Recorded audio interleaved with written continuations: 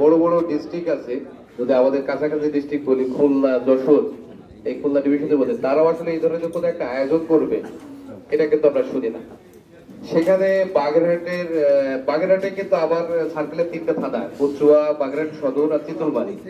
এই কচুয়াতে কিন্তু আবার কম আসা হয়, যে সবকিছু মিলে কচুয়া আমার দৃষ্টিতে একটু ব্যস্ততা কম, পুলিশের ক্রাইম কাজ কম। কিন্তু আজকে এসে মানে অন্য ধরনের একটা অনুভূতি যে কচুয়া কিছু একটা ঘটিয়ে ফেলল, যে আমাদের অনেক অনুষ্ঠানে যে অনেক কথা বলতে হয়, সেটা হচ্ছে হয় কি শুনতে হয়, না হলে বলতে হয়। সামনে যারা বসে থাকে তারা খুব বিরক্ত হয়ে বসে থাকে যে প্রোটোকল মেনটেন করার জন্য উঠতে পারে না, আর আমরা যারা যাই তাদের শুনে একটা শুষ্ক মুখে একটা হাততালি দিতে হয়। কিন্তু আসলে আজকে এই যে ঘটনাটা ঘটে গেল, এখানে কথা বলাটা সবার একটা হচ্ছে যে ন্যাচারাল আবেগ, এবং আজকে আমারও তাই, যে আমি আসলে কি ঠিক কি বলতে পারি। আমি চাকরিতে আসার আগে আমি খুব ট্রাই করেছিলাম, আমার বাড়ি ঝিনাইদহ কালীগঞ্জ, যখন আমি চাকরি পাই আর কি, যখন আমার গেজেট হয় নাই, তখন আমি একটা মানে সবাইকে দিয়ে পাঠাগার করেছিলাম।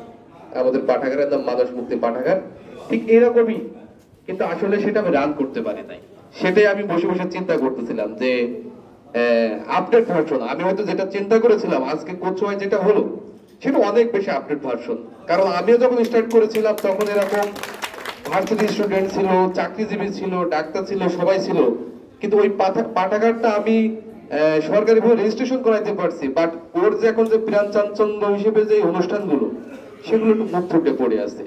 আর ঠিক একই রকম যে একবার প্রত্যন্ত এলাকায় যে কচুয়ায় এরকম একটা প্রতিষ্ঠান, তারা এই যে কত জায়গার লোককে এক জায়গায় করে এগিয়ে নিয়ে যেতে পারছে, এটা আসলেই বলা যায় যে আমাদের সমাজে এখনো আমরা আমাদের ভেতরে একটা মনে হয় আছে, সেই জায়গাটা আমরা প্ল্যাটফর্ম পাইলে এক জায়গায় আসতে পারি, সেটারই মনে হয়